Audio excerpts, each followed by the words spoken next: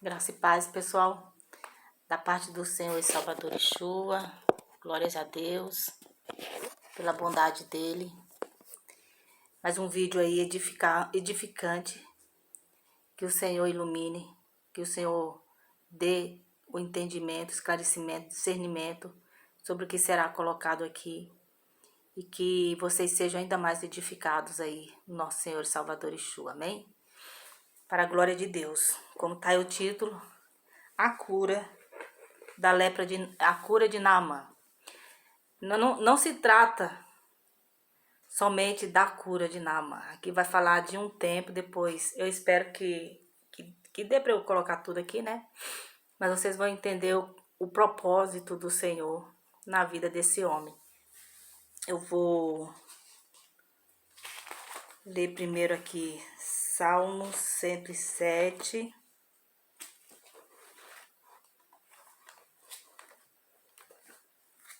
Salmo 107.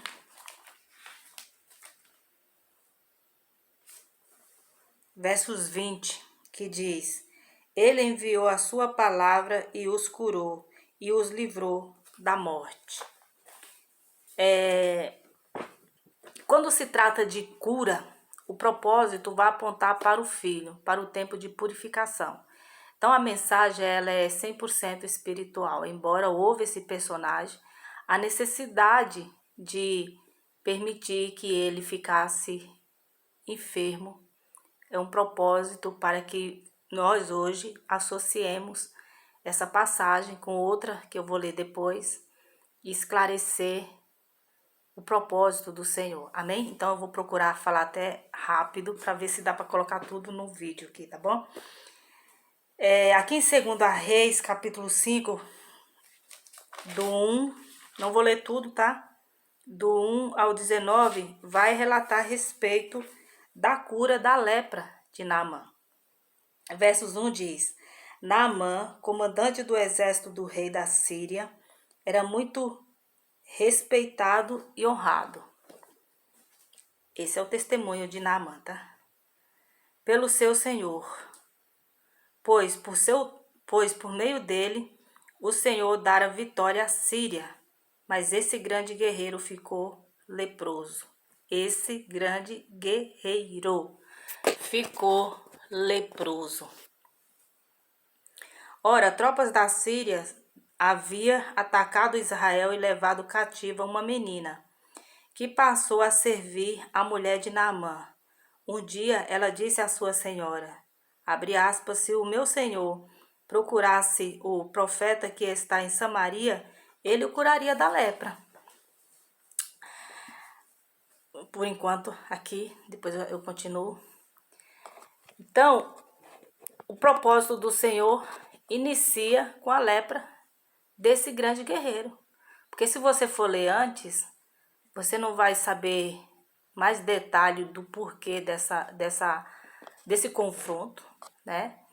E do exército ali, onde ele ganha essa vitória para a Síria, né?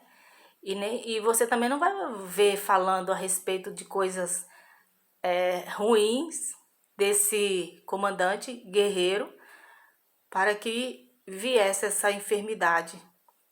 E o porquê da causa da enfermidade. Porque o sentido é espiritual, tá? Atente-se a isso. O sentido é espiritual.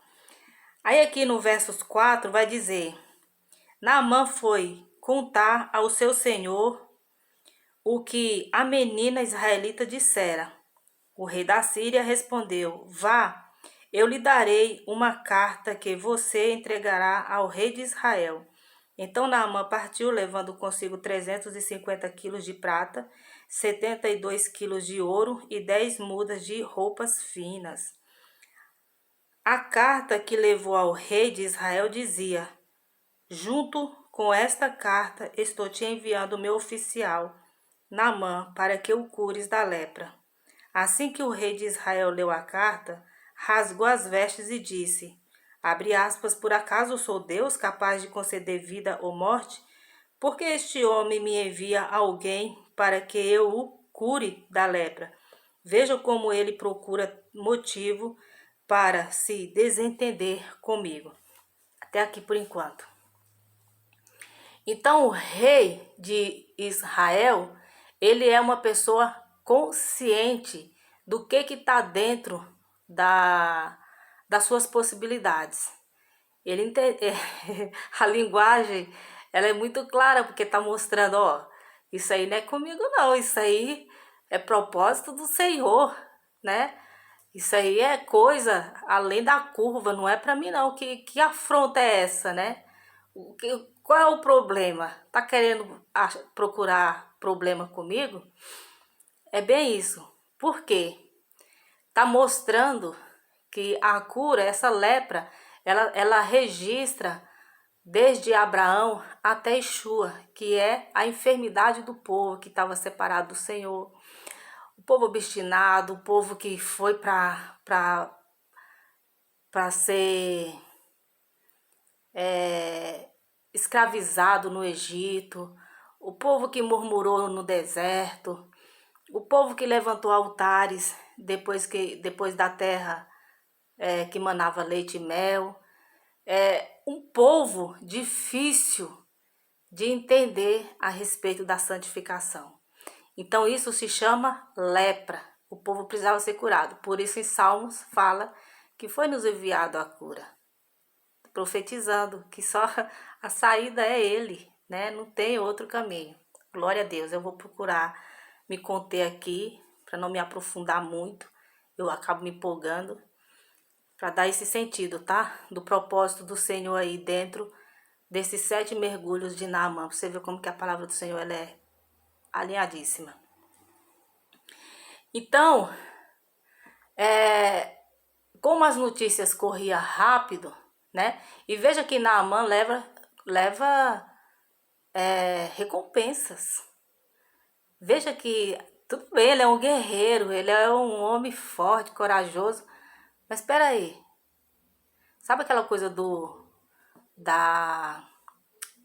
de manter as boas relações e retribuir o que é feito? Fica evidente aí, né? Então é isso que ele faz. Ele está indo buscar uma possível cura, mas ele não quer ficar assim, tipo endividado, devendo algo, né?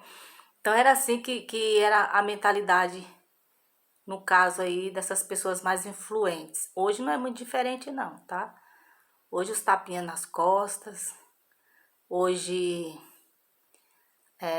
até nessa questão religiosa, política, os alinhamentos aí, tudo vai depender do toma lá da cá. É bem isso, a inversão de valores.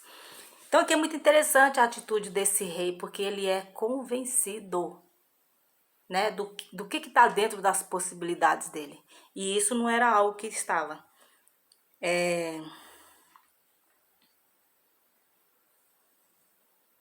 Aí aqui no versos 8 diz: Quando Eliseu, o homem de Deus, soube que o rei de Israel havia rasgado suas vestes, mandou-lhe esta mensagem, abre aspas, por que rasgaste tuas vestes? Envia o homem a mim, e ele saberá que há profeta em Israel. Então, até naquela época, o que prevalecia era a força do braço, e não uma convicção geral de que existiam homens na terra, homens de Deus, homens que eram usados para questões aí impossíveis, que no caso dele ali, ele certamente ele buscou meios para se livrar dessa enfermidade, embora a enfermidade aqui ela é mais espiritual do que física, mas ele não tinha conhecimento de que poderia existir uma saída. Foi preciso o Senhor permitir que uma menina fosse levada cativa, com um grande propósito, porque ela é um personagem importantíssimo aqui, não cita nem o nome da menina. Mas essa personagem foi levar a notícia. Olha a importância de quem leva a notícia hoje, de quem leva ao conhecimento. Olha, existe uma saída, existe um caminho. o Deus de Israel, o Deus de Jacó, o Deus de Isaac, o Deus de Abraão, ele é o mesmo. Ele cura, ele liberta, ele transforma. O que que você precisa fazer? O que que nós precisamos fazer hoje? Mergulhar na palavra, porque o que que diz Salmos lá? Ele enviou a cura, e a cura é a palavra de Deus. Para Naamã, precisou mergulhar, porque tem uma representação dos 7 milênios, né? Depois eu vou adentrar nisso daí. Mas era difícil para essas autoridades entenderem isso, se curvarem, né? Entender que era de graça, era por fé e gratidão, não por toma lá da cá, né? Aí aqui no continuando, versos 9. Então Naamã foi com os seus cavalos e carros e parou à porta da casa de Eliseu. Eliseu enviou um mensageiro para lhe dizer, abre aspas, vá e lave-se 7 vezes no rio Jordão. Sua pele será restaurada e você ficará purificado. Restauração, purificação. Guardem bem essas duas palavras. Mas Naamã ficou indignado e saiu dizendo, abre aspas, eu estava certo de que ele sairia para receber-me, invocaria em pé o nome do Senhor, o seu Deus, o seu Deus. Olha a mentalidade de Naamã. Moveria a mão sobre o lugar afetado e me curaria da lepra. Não são os rios Abana e Farfá em Damasco melhores do que todas as águas de Israel? Será que não poderia lavar-me nelas e ser purificado? E foi embora dali, furioso. Aí, é claro, ele retorna. Os servos dele convencem ele e ele dá esses 7 mergulhos e é purificado. Agora, o que que representa? Veja como que o Senhor é maravilhoso. Gente, se não der tempo, eu continuo. O certo é que seja o mesmo vídeo, tá? Vou procurar ser bem rápida aqui. Aí depois, depois que passa gerações, aí vem a cura, o verbo se faz carne. A palavra encarnada. Hoje nós temos a palavra impressa. Naamã tinha a palavra através da boca do profeta. Ele obedecendo o que o profeta estava falando, ele ia ser curado, assim como tantos outros. Obedecer o que o profeta fala, você vai ser curado. A mulher, a viúva, que estava ali com a dívida do esposo, ela tinha que obedecer o que o profeta estava falando para que ela fosse suprida e pagasse as dívidas. A palavra que saía da boca dos profetas, verbalizada, o verbo, fazia milagres, coisas extraordinárias. Aí o verbo em carne vem, a cura vem, e as coisas agora se tornam palpáveis, porque ele se tornou visível, né? Tudo que ele fez ali foi extraordinário. E aí depois ele é crucificado, como é que diz? É feito o sacrifício, sacrificado, né? E aí ele ressuscita e depois de um tempinho, Estevão, temente, consciente, assim como aquele rei lá, consciente do que está acontecendo ali, do que aconteceu, mas ele está rodeado de pessoas que não enxergam o campo espiritual. E aí ele faz um resumo de Abraão até Yeshua. Então, vou tentar colocar, espero que vocês acompanhem aí esse raciocínio, tá? O primeiro mergulho, o que representa o primeiro mergulho? Eu vou ler Atos 7, do 2 a 8, que vai dizer: a isso ele respondeu, abre aspas, irmãos e pais, ouçam-me, o Deus glorioso apareceu a Abraão, nosso pai, estando ele ainda na Mesopotâmia, antes de morar em Harã, e lhe disse: saia da sua terra e do meio dos seus parentes e vá para a terra que eu lhe mostrarei. Então ele saiu da terra dos caldeus e se estabeleceu em Harã. Depois da morte de seu pai, Deus o trouxe a esta terra, onde vocês agora vivem. Deus não lhe deu nenhuma herança aqui, nem mesmo o espaço de um pé, mas lhe prometeu que ele e, depois dele, seus descendentes possuiriam a terra, embora naquele tempo Abraão não tivesse filhos. Deus lhe falou desta forma: seus descendentes serão peregrinos numa terra estrangeira e serão escravizados e maltratados por 400 anos. Mas eu castigarei a nação a quem servirão como escravos, e depois sairão dali e me adorarão neste lugar. E deu a Abraão a aliança da circuncisão. A aliança da circuncisão. Por isso Abraão gerou Isaque e o circuncidou 8 dias depois do seu nascimento. Mais tarde, Isaque gerou Jacó e este os 12 patriarcas. Então, do 2 ao 8, vai relatar a história de Abraão e o compromisso dele que ele tinha com o Senhor. Sair do território parental para uma terra que ele, os seus pés pisariam, mas como promessa, pertenceria à sua descendência. Porque lá em Romanos 11, se não me engano, ou em Hebreus,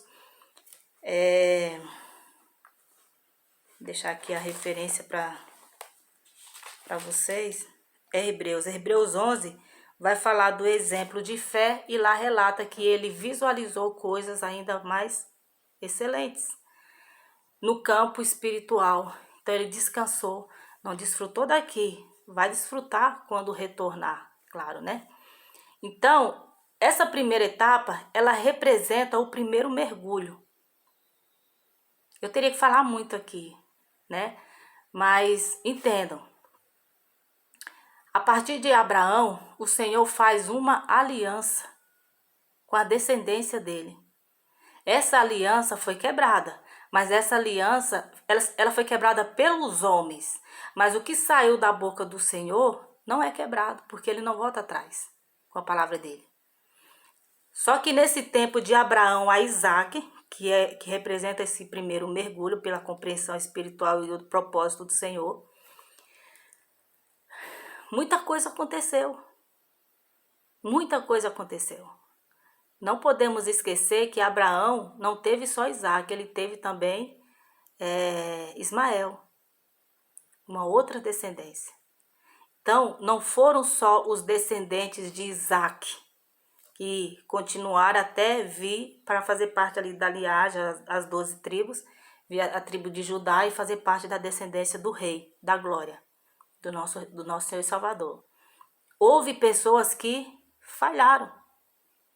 Todos estavam separados, até mesmo os que obedeciam, até mesmo os que procuravam ser santificados e tudo, mas todos nasceram no berço de pecado, né? Então existia uma certa enfermidade a ser curada, só Yeshua.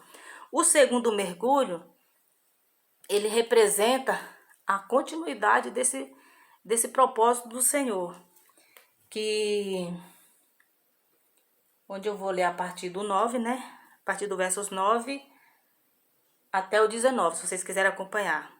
Os patriarcas, tendo inveja de José, venderam-no como escravo para o Egito, mas Deus estava com ele e o libertou de todas as suas tribulações, dando a José favor e sabedoria diante do faraó, rei do Egito. Este o tornou governador do Egito e de todo o seu palácio. Depois houve fome em todo o Egito, em Canaã, trazendo grande sofrimento aos nossos antepassados. Não encontravam alimento. Ouvindo que havia trigo no Egito, Jacó enviou nossos antepassados em sua primeira viagem. Na segunda viagem dele, José fez-se reconhecer por seus irmãos e o faraó pôde conhecer a família de José. Até aqui por enquanto. Eu ia ler até o 19, mas eu vou continuar. Eu vou até aqui. porque eu acredito que vocês conhecem a história, né? Então, o segundo mergulho já vai entrar aí a questão das 12 tribos, né? 12 tribos, 12 linhagens, e muitas nações dessas linhagens, a terra foi povoada, né? Graças ao propósito do Senhor. E mesmo tendo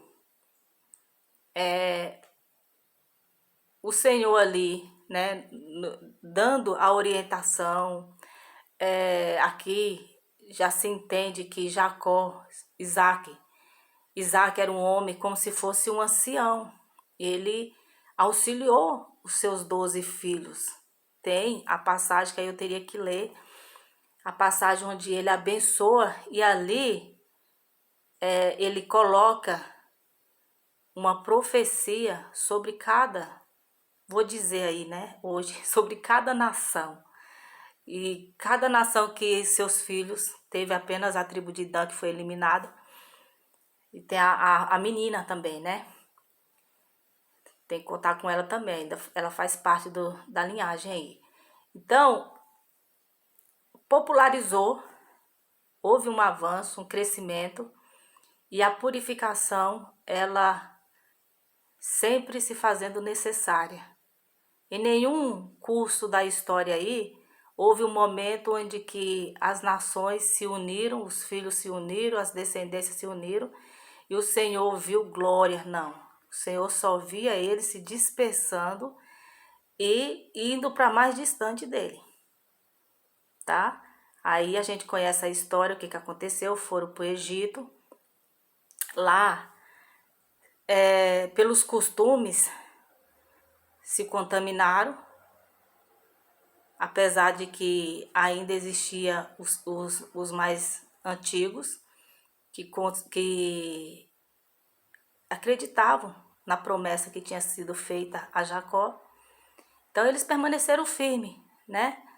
Confiantes. Aconteceu tudo o que aconteceu lá para que esse povo saísse, e aí o Senhor fica com eles ali 40 anos no deserto. Até José relata-se a respeito do segundo mergulho, tá? É preciso persistir, é preciso manter-se no foco de que precisa buscar a santificação. Por isso que eles saem de lá para adorar o Senhor no deserto, ao invés do Egito. A persistência de buscar uma santificação, uma purificação, embora não dependia somente deles. Mas quanto menos impuro, melhor. Aí tem vários relatos, tem relato que eles levantaram o bezerro lá, né? O terceiro mergulho, ele é muito forte, porque aí já vai retratar o tempo de Moisés, tá? Mas é interessante, porque quando José, voltando aí, né? José tem um sonho, quase que uma visão, mostra as 12 tribos, as 11 tribos curvando-se a ele. Então, é o que o Senhor está dizendo através dos sonhos. O Senhor operou através da menina. O Senhor operou através dos profetas. Então, tinha situação que o Senhor tinha que revelar qual era o propósito dele. As pessoas não iam entender, mas elas até agiam para que esse propósito acontecesse. José foi vendido com propósito. Naamã ficou leproso com propósito. Espero que vocês estejam aí já associando, né? Uma coisa a outra. Aí vem o tempo de Moisés.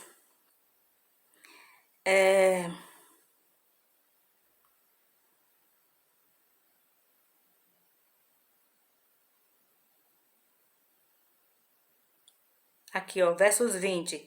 Naquele tempo nasceu Moisés, que era um menino extraordinário. Por 3 meses ele foi criado na casa de seu pai. Quando foi abandonado, a filha do faraó o tomou e o criou como seu próprio filho. Moisés foi educado em toda a sabedoria dos egípcios e veio a ser poderoso em palavras e obras. Moisés, ele é conhecido como libertador. Ele tem um encontro com o Senhor, o Senhor fala ali do propósito dele na vida dele, ele representa esse terceiro mergulho. Veja que o povo, no terceiro mergulho, o povo não está acreditando mais na promessa. Porque muitos já tinham morrido, os mais velhos, José já não estava mais ali, Jacó.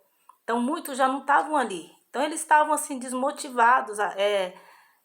A palavra certa é, eles estavam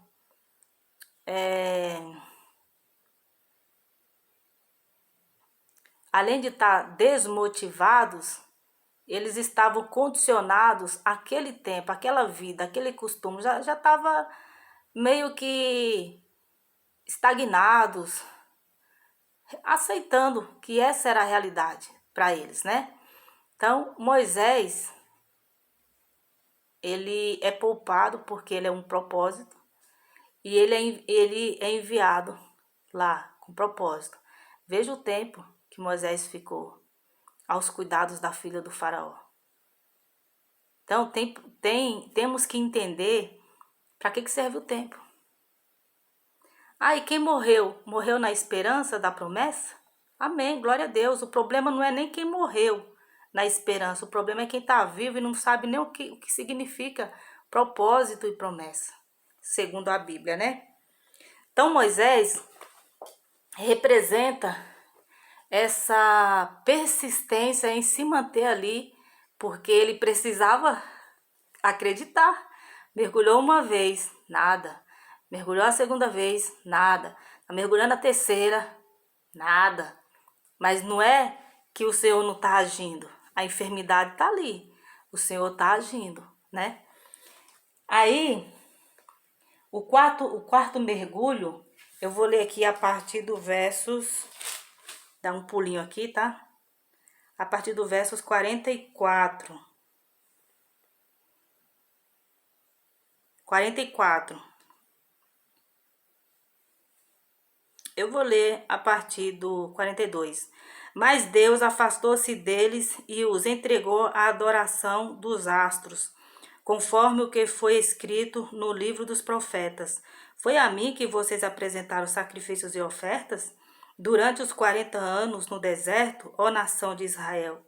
Ao invés disso, levantaram o santuário de Moloque e a estrela do seu deus Renfã, ídolos que vocês fizeram para adorar. Portanto, eu os enviarei para o exílio, para além da Babilônia. Aqui, ó, o povo já está desfrutando da terra do Israel, né? E ó, o que o povo está fazendo? Adorando a entidades. Hoje não é diferente. Abre aspas, no deserto, os nossos antepassados tinham o tabernáculo da aliança, que fora feito segundo a ordenança de Deus a Moisés, de acordo com o modelo que ele tinha visto. Tendo recebido o tabernáculo, nossos antepassados o levaram, sob a liderança de Josué, quando tomaram a terra das nações que Deus expulsou de diante deles. Esse tabernáculo permaneceu nesta terra até a época de Davi, que encontrou graça diante de Deus e pediu que ele lhe permitisse providenciar uma habitação para o Deus de Jacó. Mas foi Salomão que lhe construiu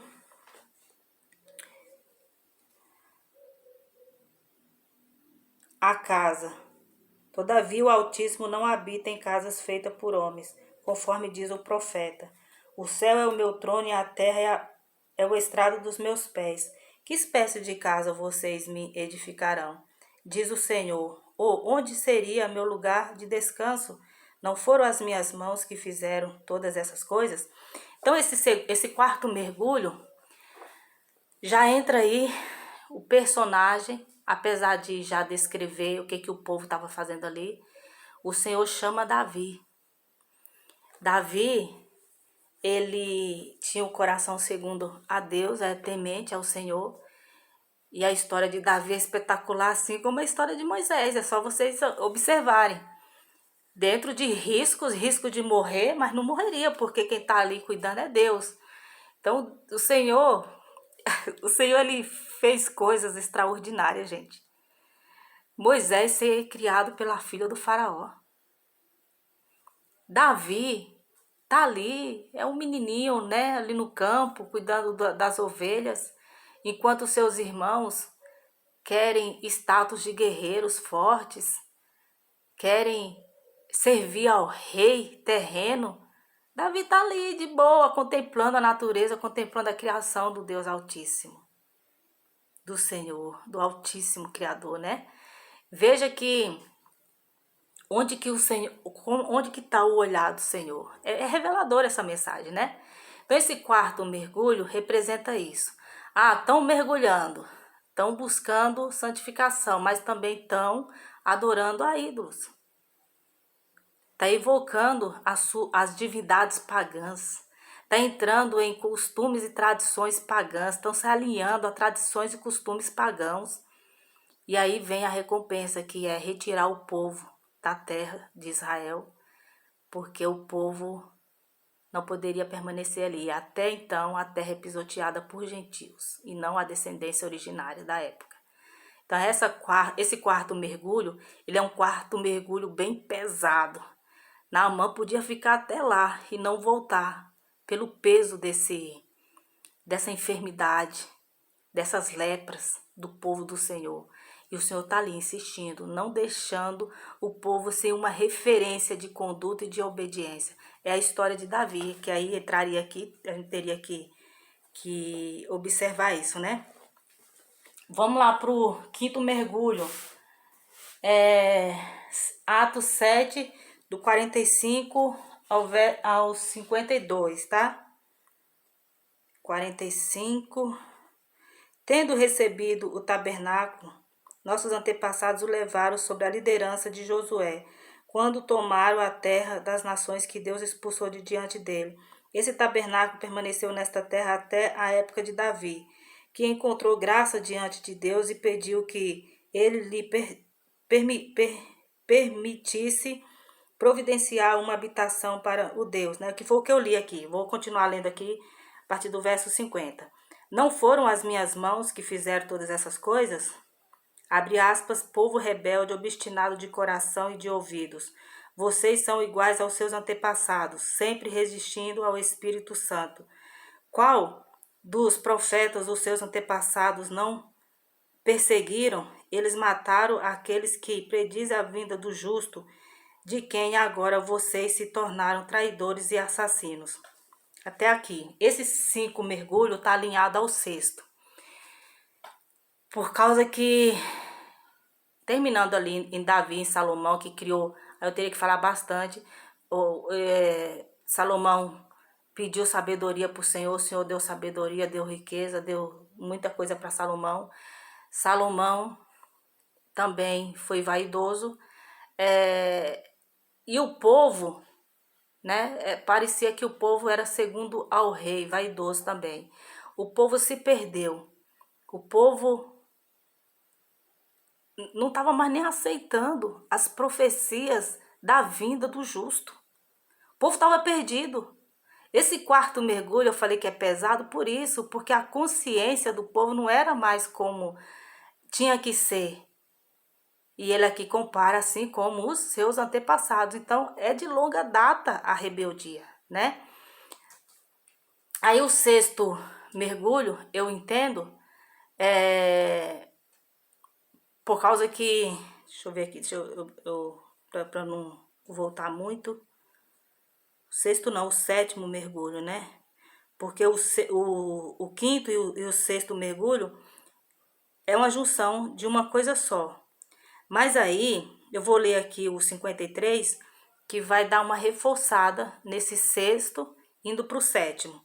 Vocês que receberam a lei por intermédio de anjos, mas não lhe obedeceram. Aí ele fala, ouvindo isso, ficaram furiosos e rangeram os dentes contra ele. Esse sexto mergulho, antecedendo o mergulho crucial, que é contemplar a vinda do justo, tá repleto de pessoas com autojustificação, olhando para elas, olhando para os seus status, para quem elas representam na sociedade. E se você for fazer uma reflexão, tá tudo a mesma coisa ou pior. Porque hoje nós temos a Bíblia, temos o Espírito Santo, mas as pessoas estão mergulhadas, né,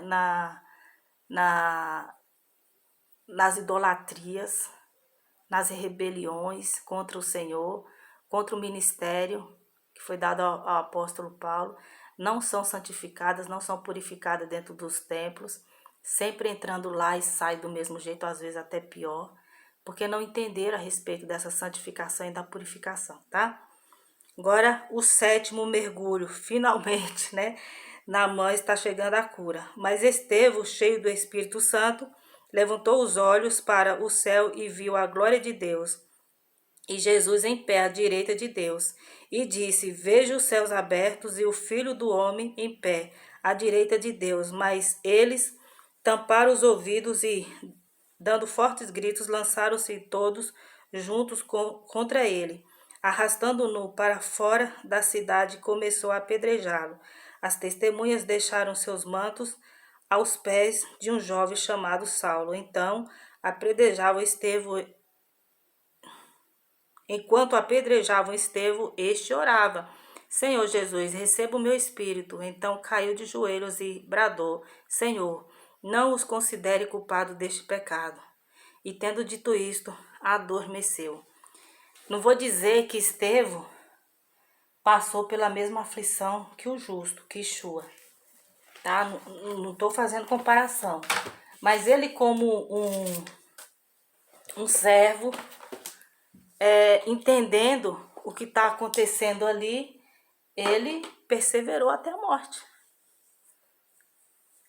Foi apedrejado. E ele estava, além das nuvens, no entendimento espiritual. O céu se abriu, então ali ele estava em tremenda glória. Mas ele estava vendo que a impureza, a lepra, a enfermidade permaneceu nos olhos desses sacerdotes, desses homens. E eles estavam perdendo a oportunidade de entrar nesse 7º mergulho com a aceitação do que foi feito. Que o justo veio e tudo se cumpriu nele. E isso penduraria até o fim.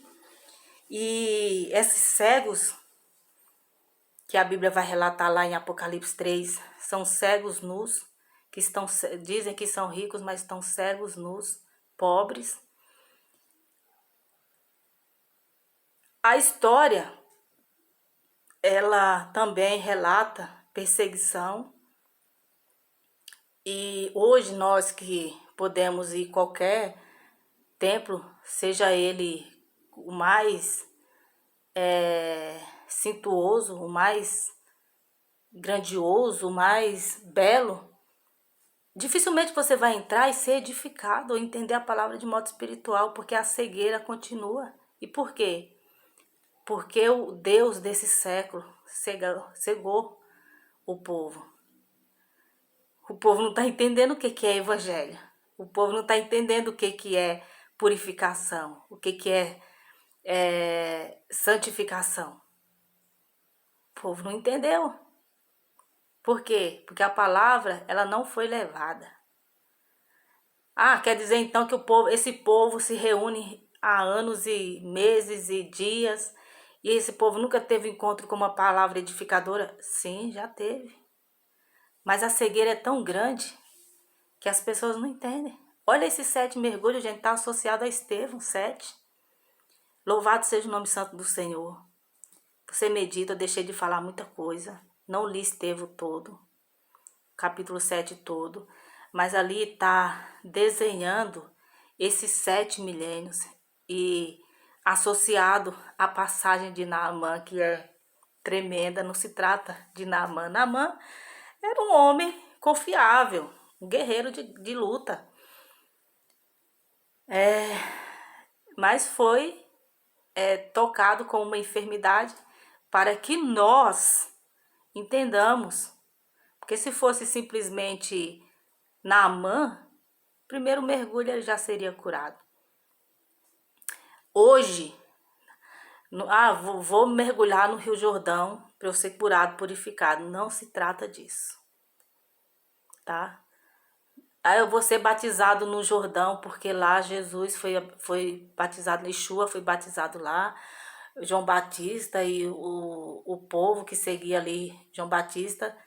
Não se trata disso. Eu vou tirar o mergulho, fazer a remoção da sujeira do corpo. Não se trata disso. Se trata da consciência. Naamã, ele teve que ir. Ele teve que acreditar que o Senhor ia curar ele. Mas não é o rio, não é a água. É a obediência. Então, esses 7 milênios, eu vou colocar aí, né? Esses 6.000 anos, os 6.000 anos até Yeshua, a Yeshua vem, nós, todos que ouvimos a palavra, e ela sendo colocada como ela é para ser purificado, porque é a palavra do Senhor que nos cura. Então, se as pessoas não são curadas, não são libertas, é por falta da ministração da palavra como ela é. É por falta do temor. Aí acaba que se qualificando aos desobedientes. Porque tá aí o exemplo de quem é chamado com propósito e dos desobedientes que quiseram ir no caminho contrário. Porque o Senhor não obriga ninguém. Mas hoje nós temos o acesso. Entenda que esse mergulho é na palavra do Senhor. É dela que a gente é santificado, remido, tá? O Senhor, ele nos curou das enfermidades, sim. Mas a gente precisa entender, a gente precisa obedecer como Naamã. Descer. Desça lá no rio. Deixa lá dentro do rio o orgulho. Deixa lá tudo que não presta, tudo que te impede de amar o teu próximo de verdade, sem querer nada em troca. Deixa a sujeira da consciência, da mente. Deixa o pecado inflamado que está aí dentro de tudo. Deixa pra lá, desce, deixa tudo isso cair por terra. E seja justificado pela palavra. Seja renovado, seja liberto, seja livre. Seja um Naamã limpo da lepra. Oh, glória, aleluia, Senhor. O Senhor vive, o Senhor reina, o Senhor é maravilhoso. Seja um Davi que não está voltado ao ter, ao ser e o poder, mas a contemplar a grandeza do Senhor, para ter um coração voltado para o Senhor. Seja Salomão, que mesmo com suas vaidades ali, mas ele pediu sabedoria para administrar bem o povo que ele iria governar, né? E até a própria vida dele. Seja Estevão, se precisar ser apedrejado, cuspido, humilhado, ir para a prisão, ou até, infelizmente, muitos são mortos, não impute essas pessoas porque elas estão cegas. Simplesmente perdoe. É duro, não é fácil, mas a gente não sabe aonde que o Senhor nos leva, né? A gente tem que estar preparado. Então a palavra, ela é uma só. Ela é alinhadíssima, e que você tenha sido edificado assim como eu sou edificado. E é tremendo ver o Senhor agindo de tempos em tempos. E o que nós não podemos perder é a oportunidade de encontrar com o nosso Rei da Glória, que vai vir poder e autoridade. E que mesmo que ele ainda não tenha vindo visivelmente, mas ele está presente em nós, que somos o templo e morada dele. E nós somos conhecidos dele. O que a gente não pode é correr o risco de chegar naquele dia e ele dizer: afaste de mim que eu não vos conheço. Isso não, né? Então ficou um pouco longo o vídeo, mas graças a Deus deu para pôr tudo. Então fiquem na paz, pessoal. Que o amor e a graça do Pai esteja aí na mente e no coração de vocês. Que o Senhor nos guarde, nos livre de todo mal. Em nome de Yeshua, amém?